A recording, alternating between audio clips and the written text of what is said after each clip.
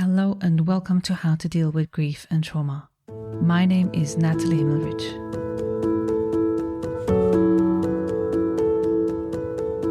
In today's episode, we'll be talking about child loss and the loss of divorce. I'm joined by Rachel Tenpenny, who will be sharing her experiences and her insight that healing is possible. And I promise that if you will be here listening until the very end, you will know why she is absolutely sure that healing is possible. I've known Rachel for many years, in fact since the first book that I've written, Grieving Parents, where I interviewed her, and I can tell you I still remember the things that she said, which are exceptional. Rachel is actually a grief expert, an emotional well-being specialist and life after loss coach. With over 13 years of experience healing her own heart after her baby daughters died in 2008, she has helped hundreds of people finding healing after life's most painful experiences. Rachel believes grief is not forever and teaches grievers how to heal physically and emotionally with a unique and effective holistic approach, cultivating healing that lasts a lifetime. She's originally from a small town in Southern California, but now lives in Northern Virginia with her two boys, Dustin and Colton. And you can visit her website for more information. You'll find all the information in the show notes. So welcome, Rachel. Welcome, Rachel. Thank you so much for taking the time to explore your story of loss and trauma. And let's just start with you talking about you and tell us whatever you'd like to share. I'm really privileged to be here, and I've worked with you in the past a couple of times, and it's always been a joy. And I try, when I tell my story, I try to talk about it a little bit differently every time, because I think even though I was there when it happened, and my story is my story, I feel that the more I heal from the loss of my girls, the more it changes, right? And I want to make sure that those changes are included, because where I am 14 years, right, after my girls passed away was very different from where I was 6 years after, or 1 year after, or 1 month after. And I want to give myself permission, but I hope that other people that are listening, because they're grieving, also give themselves permission to be able to write a new story, right? And don't feel like they have to be stuck in only one way of remembering, only one way of experiencing that. The journey through grief really is an evolution. Like, it really is a path that we walk, and it's a journey, and it starts with our loss, but it kind of goes on from there forever, right? And we're always weaving into it a new perspective and a new awareness and a new understanding. And when my girls died, so my baby girls were born, they were twins, and they were born early. And it was very alarming to me, because my previous pregnancy had gone so well and was so healthy. And I went into natural labor 3 days before his due date and gave birth to a healthy, happy, little baby boy that I took home from the hospital 2 days later and put on my jeans and went out for sushi, right? Like, it was a dream scenario. And I was young and happy, and not that I was at all overconfident. I think my whole life I've always been very connected to that life is a gift, and you just never know what's going to happen. Not in a paranoid way, just in a really an honest way, that I was always able to be very present in the moment, just knowing that this is a special moment and we don't always know what's going to happen. But at the same time, when really good things happen, there's not any reason to believe that good things won't keep happening. So when I got pregnant with Aubrey and Ellie, it never crossed my mind in a million years that anything would happen to them. And I went from packing my suitcase to travel to my mom's house, my parents' house, because my mom and my sisters were throwing me a baby shower, because my first baby was a boy and now I was having 2 little girls. And so we wanted to add some girl stuff. And I went from packing my suitcase, and my son was 2.5 at the time, and packing his little bag to get ready to go to Nana and Granddad's house, to rushing myself to the hospital when I woke up the next morning realizing something was wrong. Long story short, they could not stop my labor. So the girls were born on June 24th, weighing 1 pound, 5 ounces each. And I remember the doctor sat me down and really prepared me for what looked like was going to be a really difficult journey.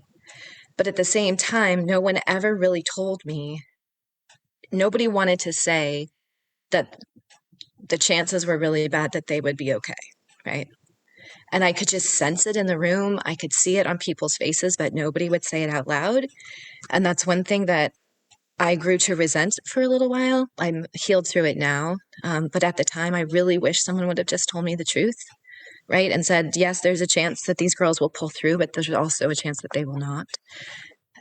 Trying to sprinkle everything with positive pixie dust, just it doesn't work, not when life and death is on the line.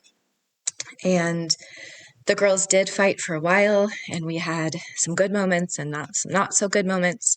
But on day 7, Ellie ruptured an intestine, and she was so frail. They also had hemorrhaging in their brain, so we were looking at brain injuries, and now we were addressing intestinal injuries.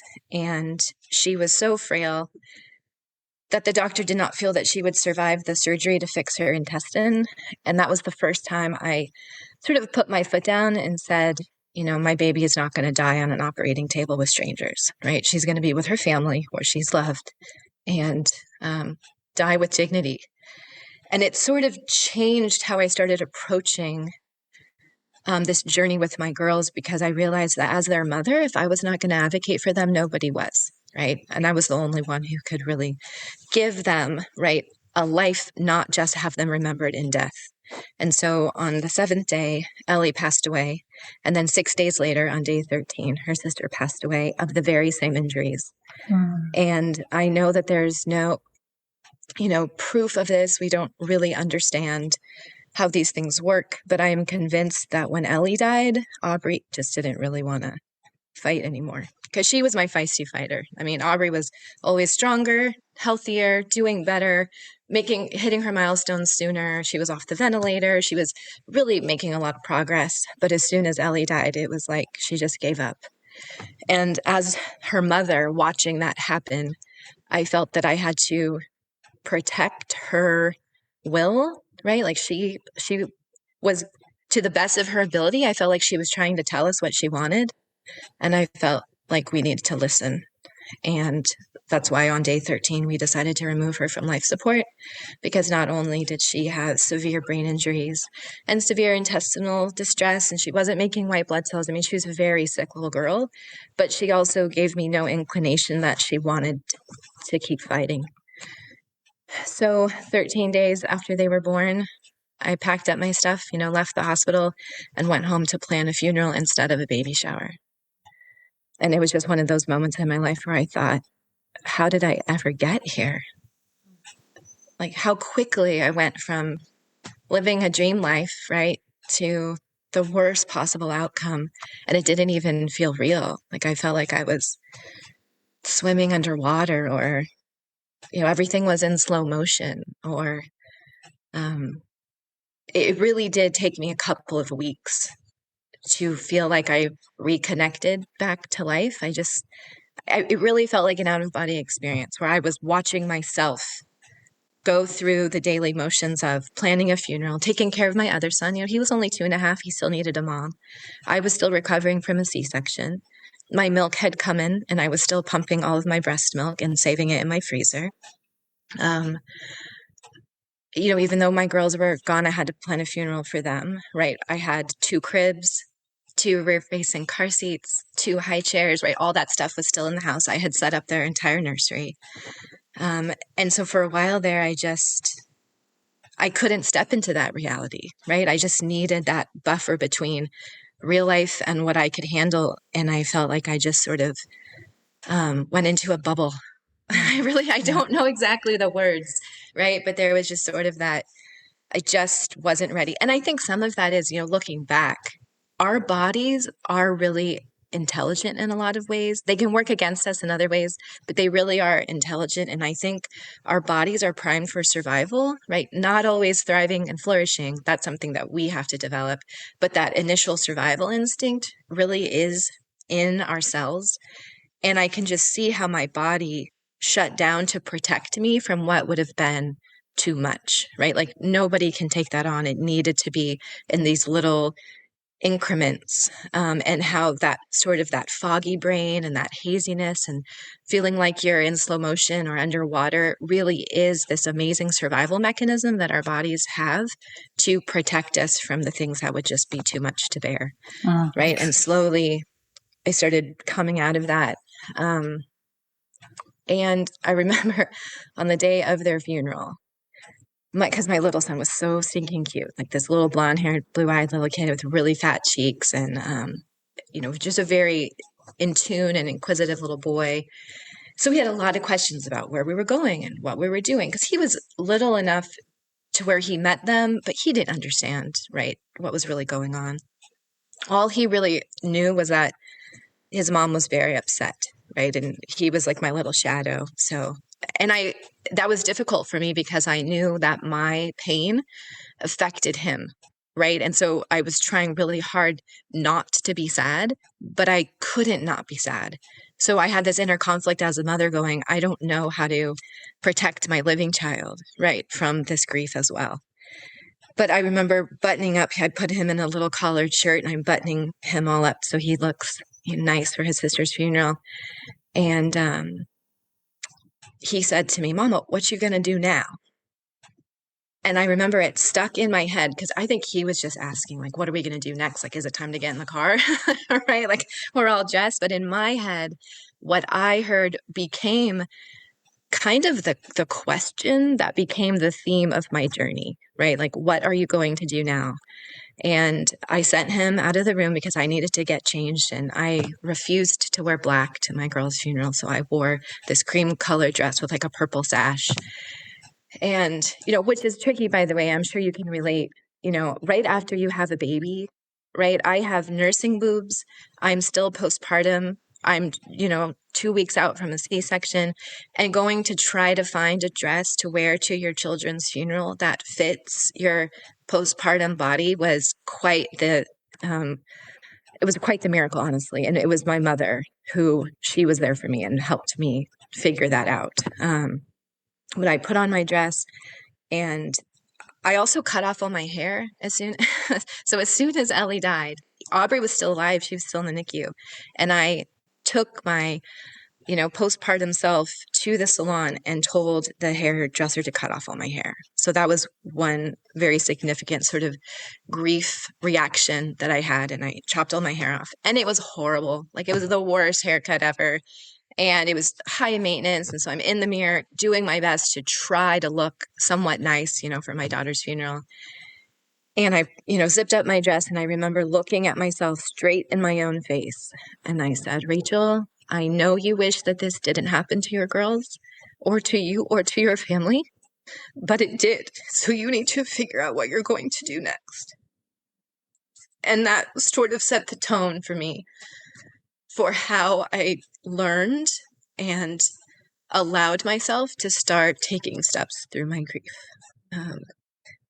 For a long time, I really did feel like there was no way I'd ever be okay again, right? Probably for those first 18 months, no matter how hard I tried and how proactive I was and how many books I read and how many support groups I went to, I had this sort of inner feeling of dread that I was never going to be okay, that you don't ever come back from losing your children.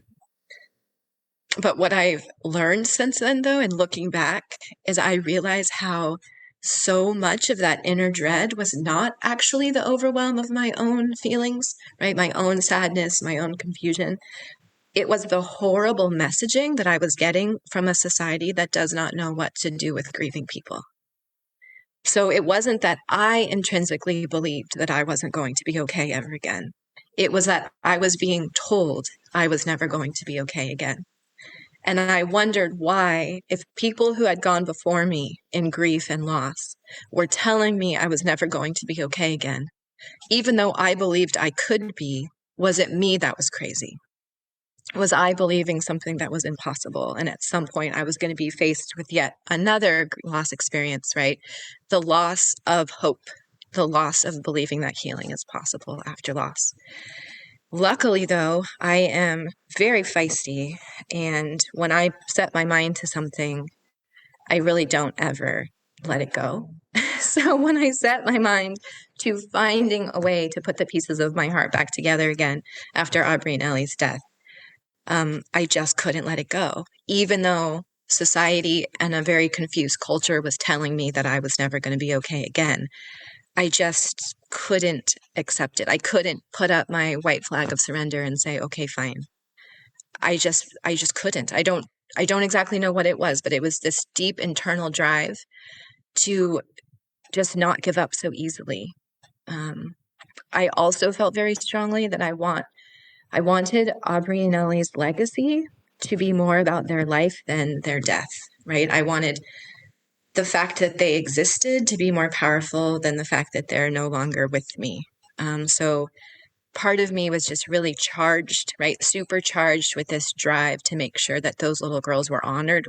Their life was honored and not just their death. I didn't want the only thing we ever talk about to be Aubrey and Ellie's death and how their death wrecked me and how I'm never okay again and how my son doesn't have a very good childhood because of his sisters died, and right, all the domino effect that comes when we allow death to define us instead of deciding who we want to become despite the things that happen to us that we can't control.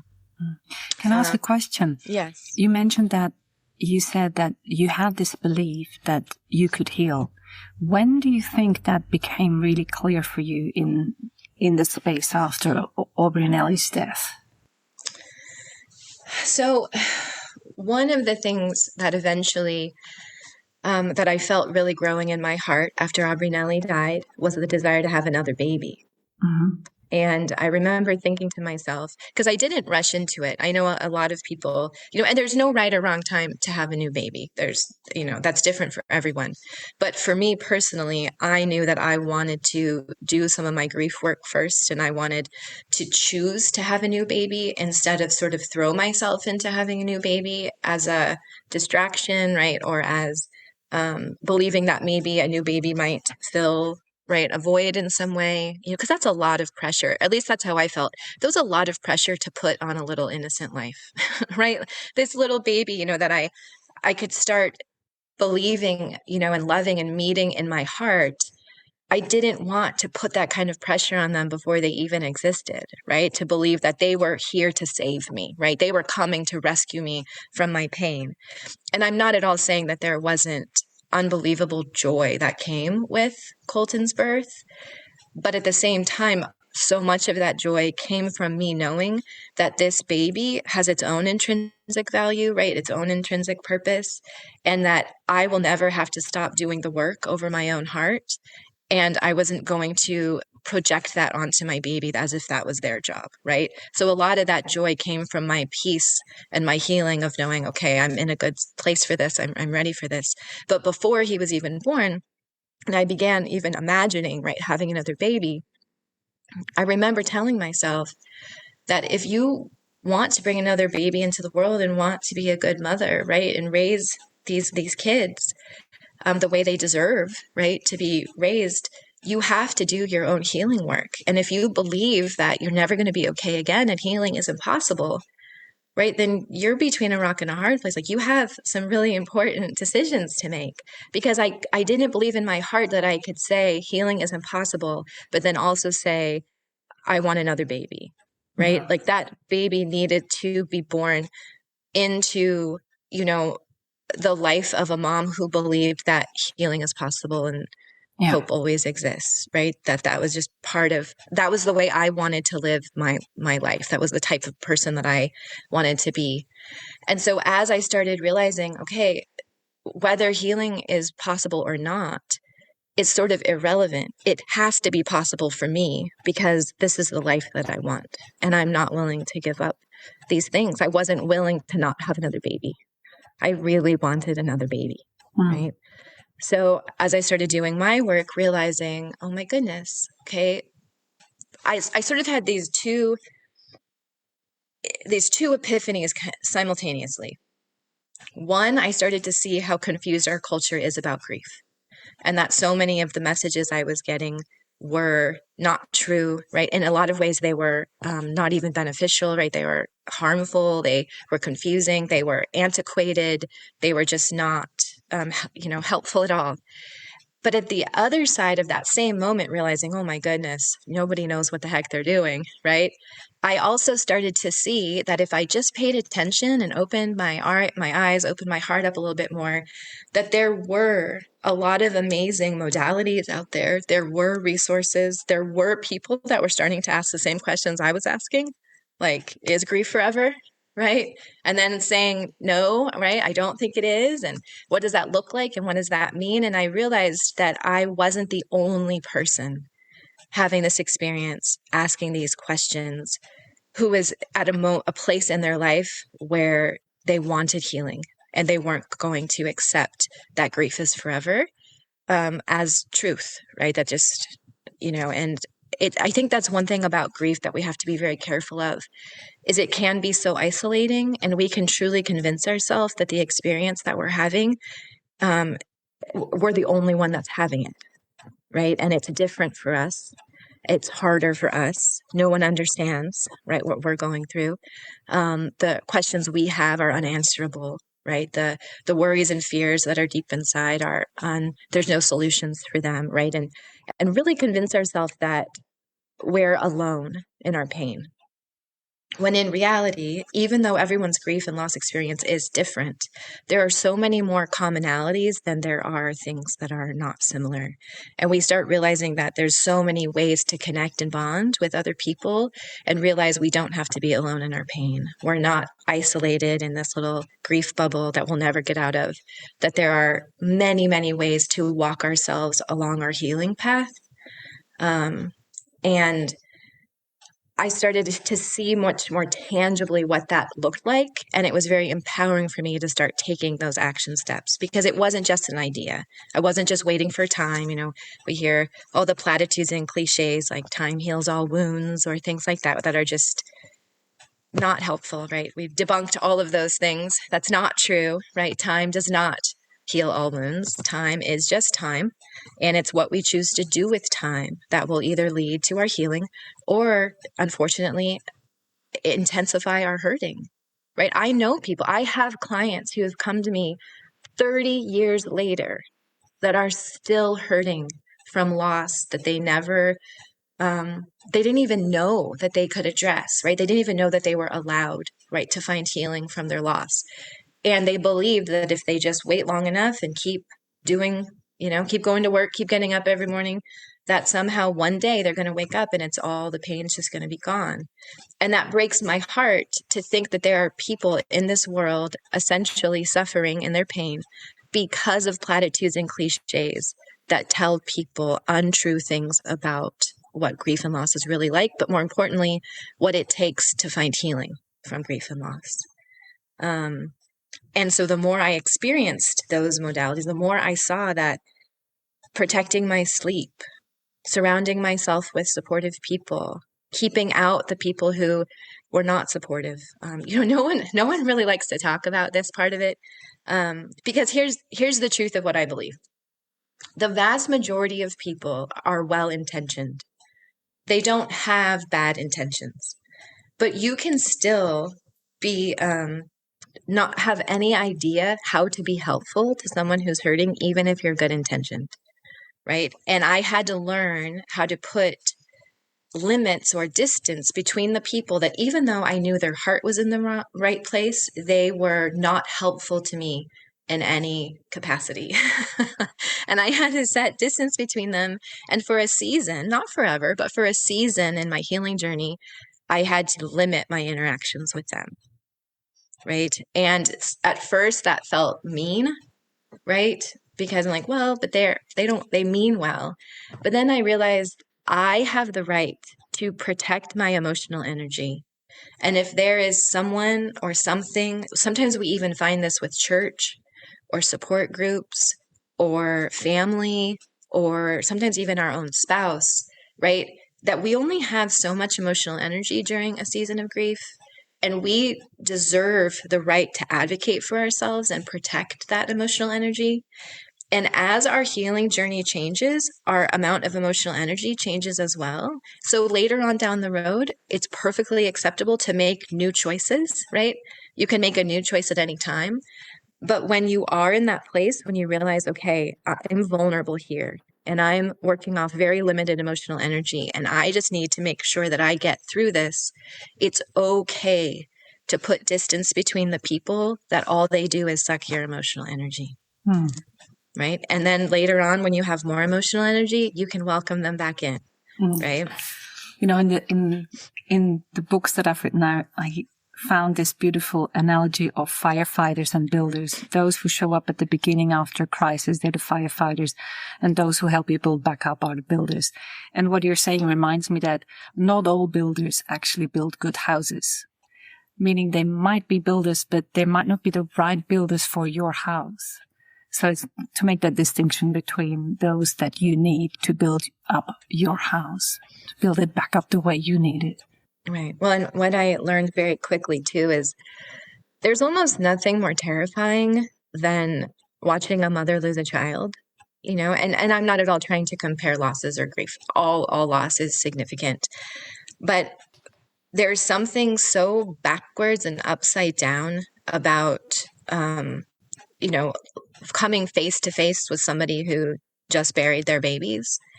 So it's very triggering for people. And so if they have unresolved grief in their own life, if they lack the skills, you know, I say all the time to my clients, grief skills are life skills and they have to be learned just like all other life skills. We're not born with an automatic download of what to do when the worst things happen. And based on our background, our personality, the support system we have around us, our cultural expectations, all these things shape the filter that we look through our grief at, right? And some of us come into our loss more or less equipped.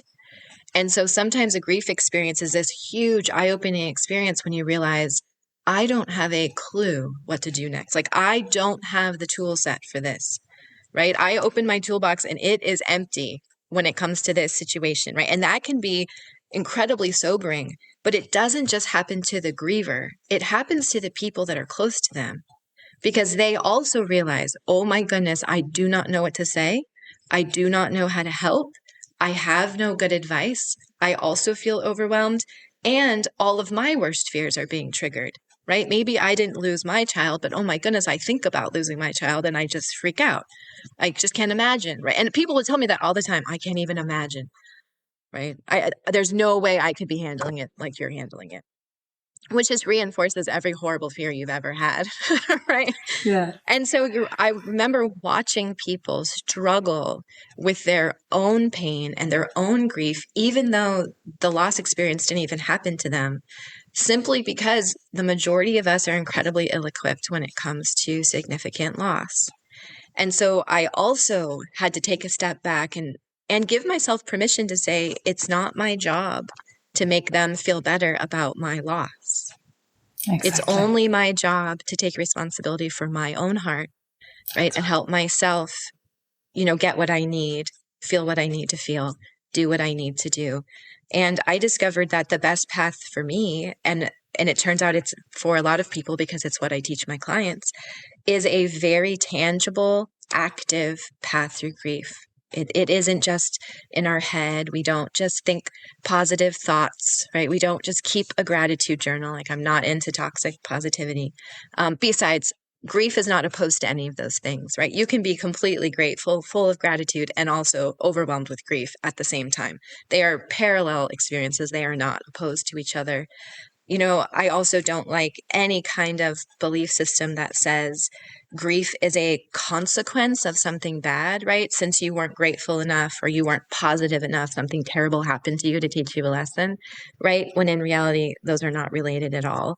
Grief is ultimately, you know, the entire spectrum of emotions we feel when we lose something that we loved, right? When we lose something that we wanted to keep, or in some respects, we never get something that, you know, we really want, and we realize we're never going to get it, right? And all of those feelings that we feel, and everyone feels a different, right, set of feelings, all sort of go under that grief umbrella, because grief is an entire emotional experience. It isn't a single emotion.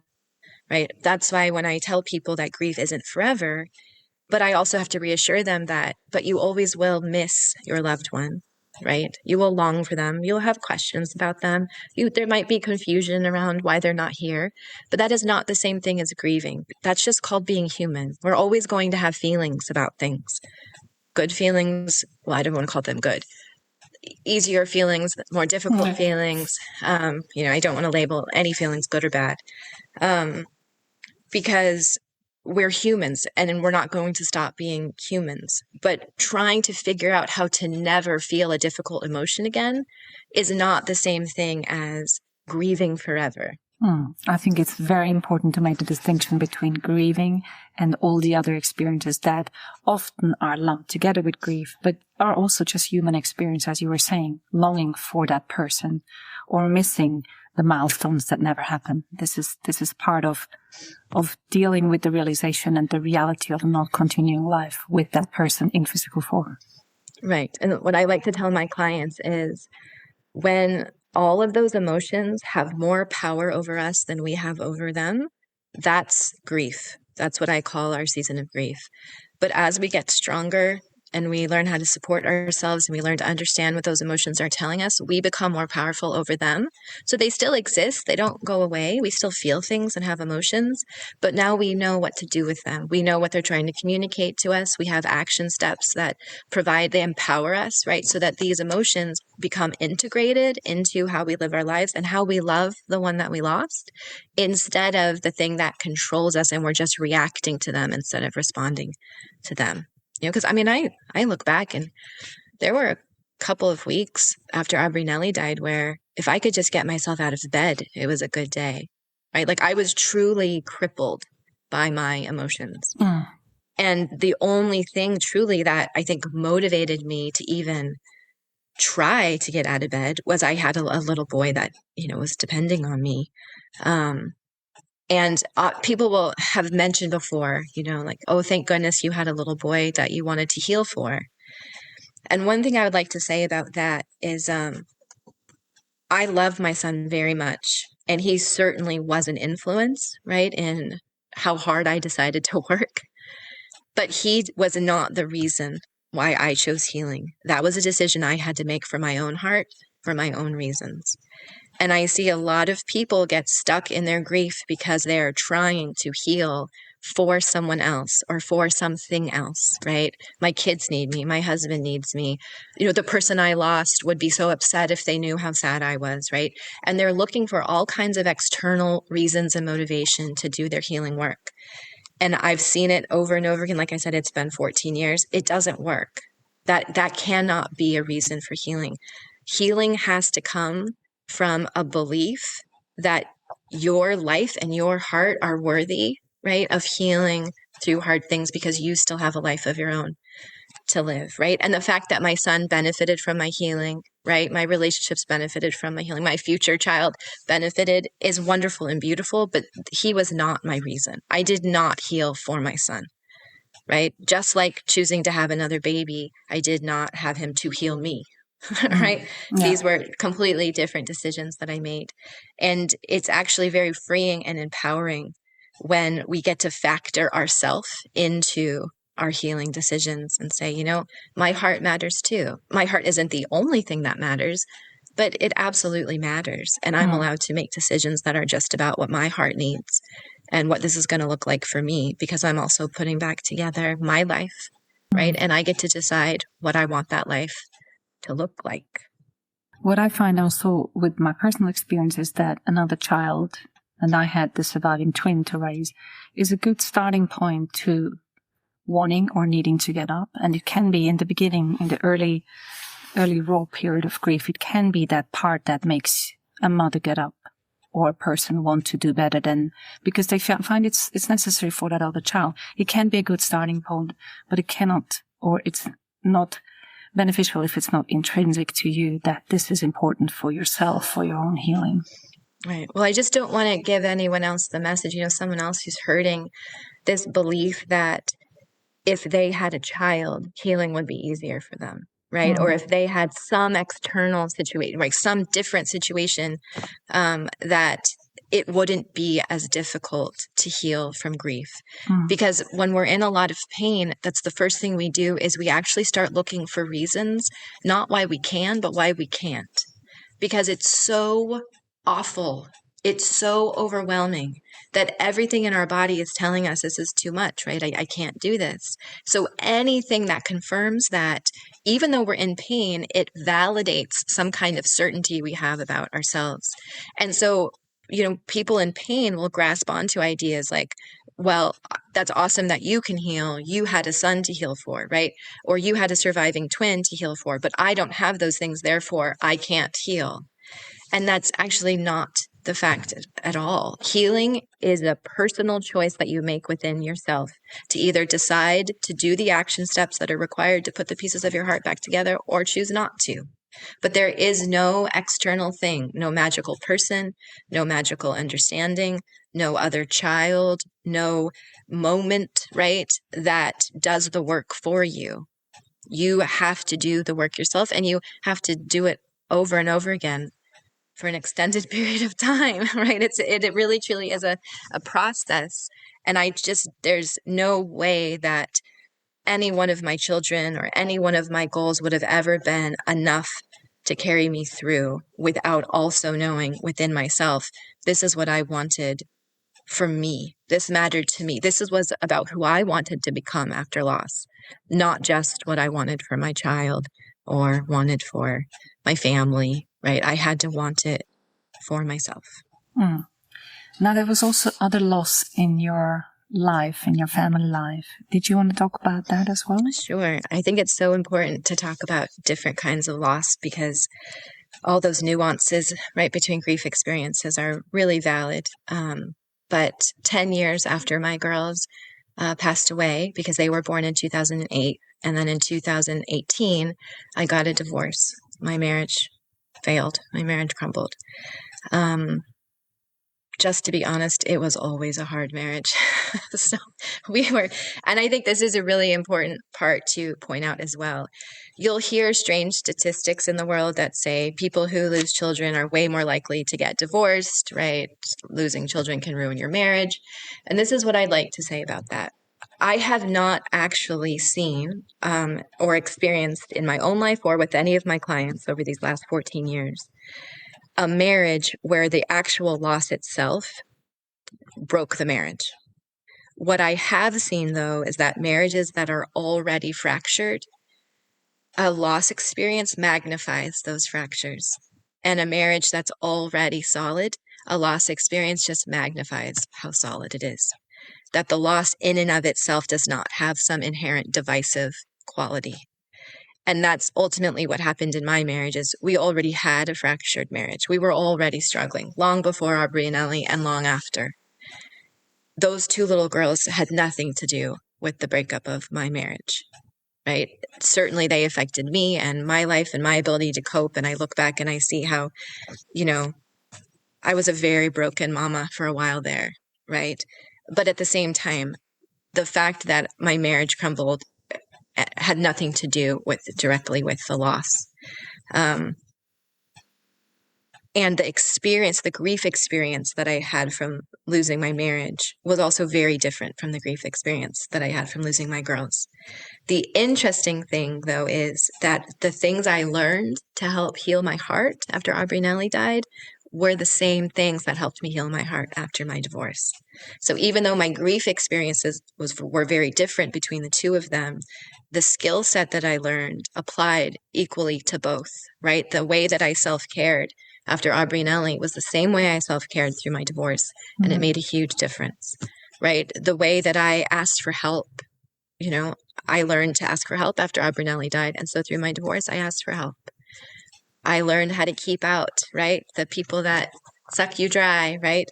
After Aubrey and Ellie died, and then through my divorce, I did the same thing. I was much more effective at setting boundaries, the boundaries that I needed to set. Being patient with myself and learning to, because grief always takes longer than you want it to take, and it's always more painful than you want it to be, right? It has this unbelievable way to just completely blow your expectations away. It's like, no matter, it sort of reminded me of childbirth. It's like, no matter how much you think about, the experience of giving birth to a baby, it is 1,000 times harder than you can ever imagine it to be. Right. But I did it, and I was okay. We got through it. And then you realize, oh my gosh, I can do really hard things. Right. Well, grief is very much the same way. It was always harder than I wanted it to be, expected it to be, always took longer than I thought it would.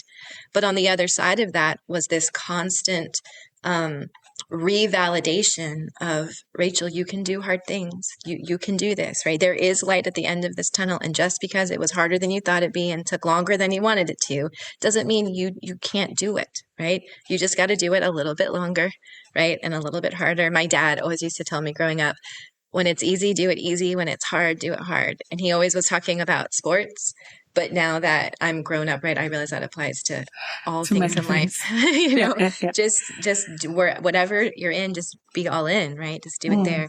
And so that, I think, through my divorce, as difficult as it was, the most important thing I learned through that is grief care skills really do apply universally to all kinds of grief and loss. They are not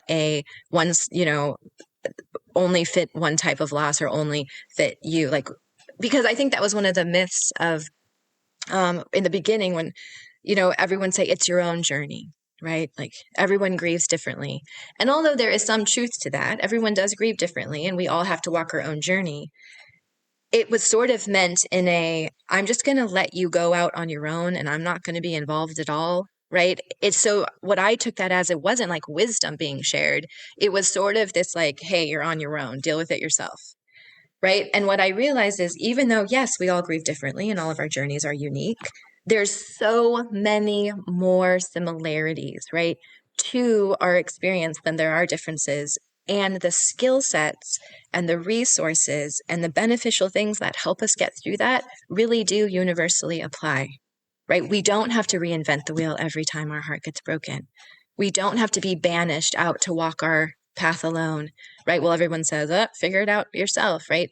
We can actually pass forward what we learned from our journey because it does apply and it will help the people that come after us.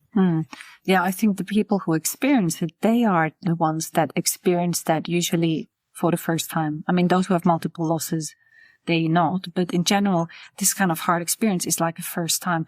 And what you said before reminded me of the situation of giving birth. I mean, even though we know our body is capable to do it and is doing it not completely on its own, but it's doing it and we know it's possible, we also get life skills and support and training and even birth courses before we do that. Because we know that's helpful. That really, right. and the support and the help that we get and the care and the breathing and whatnot is helpful. Mm-hmm. Right. And we also factor in that, right, it might not go the way we plan. So we have backup plans, right? Yeah. And we have next steps and we have, right, all these different things, realizing that, there's some parts of this we can't control. So, but the parts that we can, right, we're going to learn about those. And grief is very much, there's still going to be grief experiences, right, through your grief journey that aren't going to go as planned, that aren't going to be what you thought, that you're going to have to tackle. But knowing that you have the support and knowing that that is part of what makes grief, like you're not doing it wrong. You didn't veer off course somehow, yes. Right? That sort of messiness of it actually is a reflection that you're on the right path, because if it wasn't messy, if it was too clean, then it would be too clinical and it would probably that's not actually what you need, because grief is not something we could put in a box and tie up with a pretty little bow, right? That's why I don't like that word, closure, right? It's never closed, right? It's always open, right? I'll never be able to just sort of take this life-changing loss experience, for losing Aubrey and Ellie, and just set it aside and be like, it's separate from me now. It's part of me. Right? I'm just so thankful that I learned that I get to decide who I become, even if I didn't decide that Aubrey and Ellie wouldn't get to be here with me. Yeah.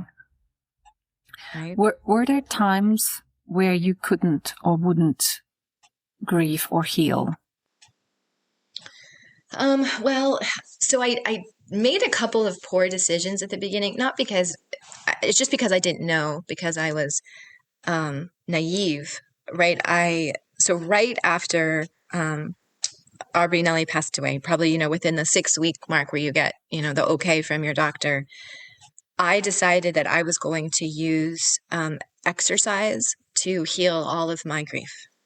And I decided to become a runner. I was, and I was always an athlete before then, but I just took it up a notch, and I was going to run half marathons, and I was going to do mud runs and tough mudders, and I was going to be in the gym every day. And my son at the time, he was such an amazing kid. I look back and just think, oh my goodness, this kid was phenomenal. I used to put him in the jogging stroller with a bowl of Cheerios and a water bottle and run for 12 miles a day. And he would just sit there, happy as a little clam, not even make a peep, while I attempted to run the grief out of my body, right? Only for the minute I got home for all that grief to just come flooding back. And I drank a lot of tea. Tea has always been something that I really use just to comfort myself.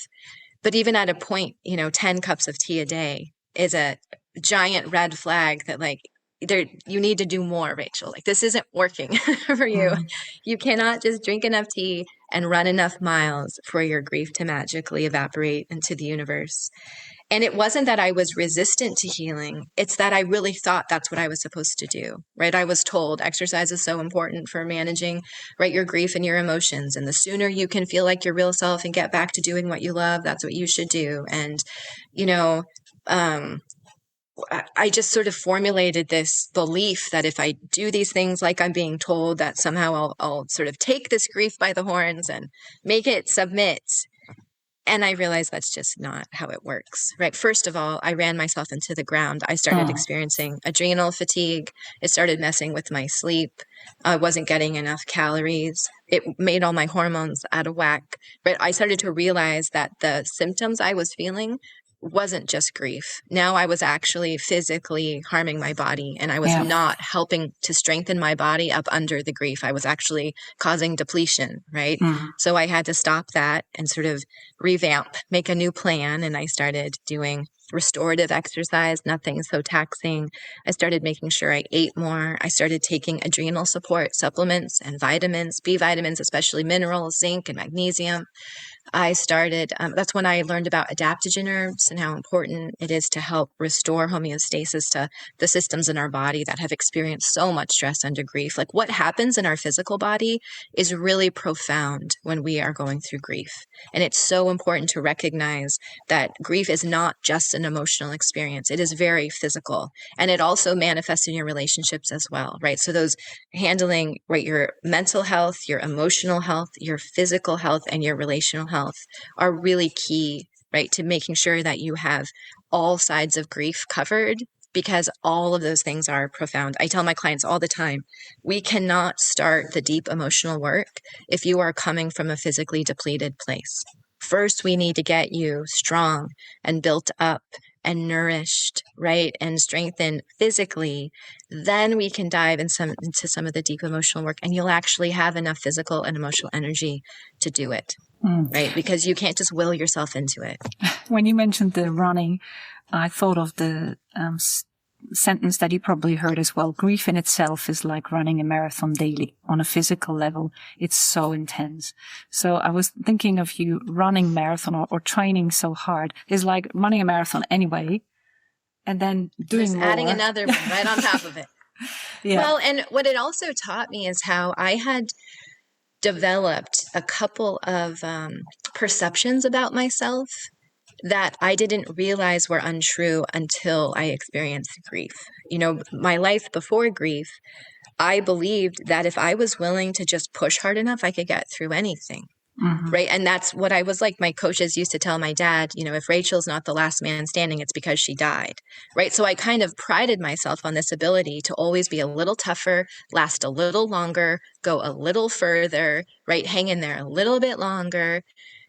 But what I learned is that what used to apply to, high school sports when I was a kid was not actually the real equation or truly beneficial for recovering from the loss of my daughters, right? That I was misapplying a belief about myself, a rule that I made up, onto a completely wrong situation. Yeah. Right. So similar to wounds heal with time. Yeah, they do if you have a cut, but time doesn't heal all wounds, like a right. Well, and then we grief. have to ask ourselves though, like how well do they heal? Right. Like, yeah, if we wait long enough, right, a bad injury, a wound will heal, but it could also heal strangely. It could heal in the wrong position. You could lose mobility. It could cause you chronic pain, even though it's not an open wound anymore.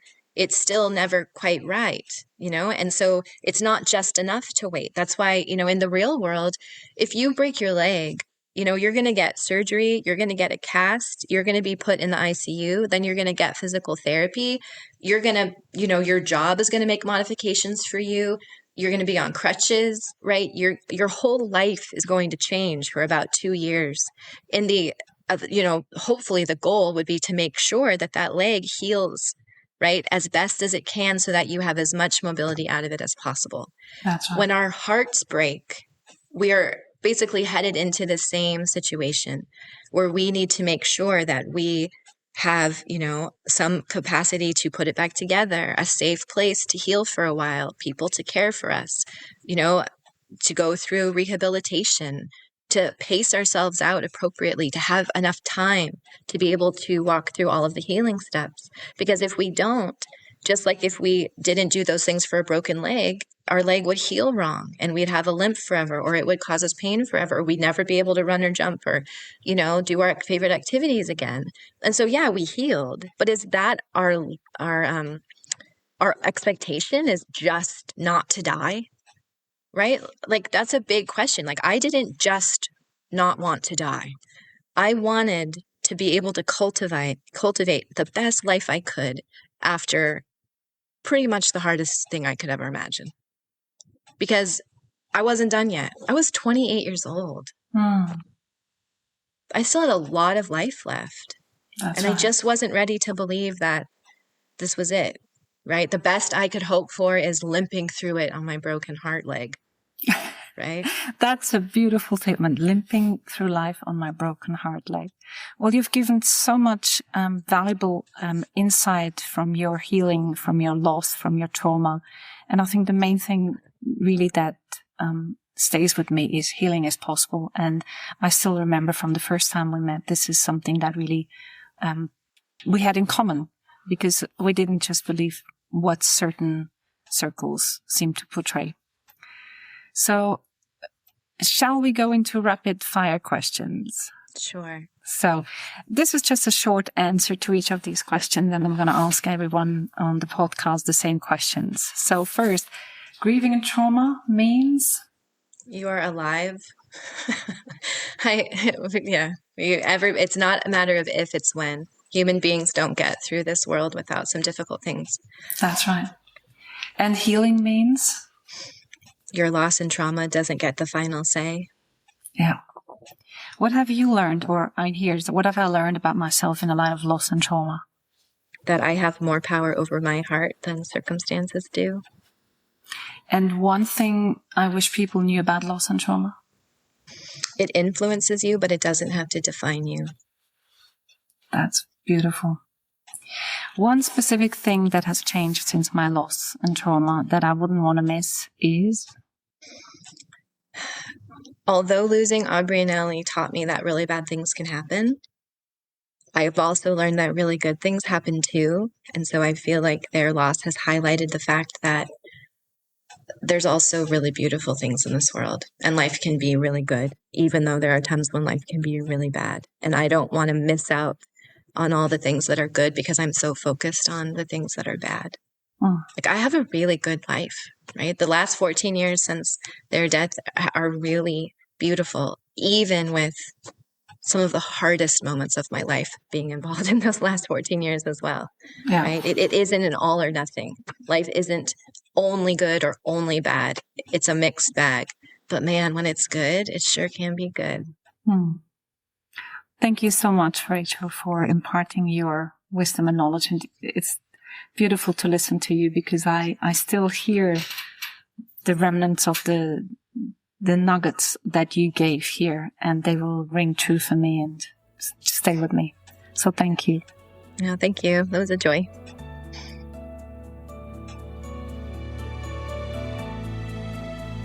Thanks for listening to How to Deal with Grief and Trauma. If you'd like to be updated on future episodes, please subscribe to my newsletter on nataliehimmelrich.com. If you need grief support, please contact me for a 30 minutes free discovery session. How to Deal with Grief and Trauma is produced and edited by me, Natalie Himmelrich. To support this podcast, please rate, review, and subscribe to or follow the podcast on Apple, Spotify, or wherever you get your podcasts. Thank you. And remember to keep breathing. I promise it will get easier.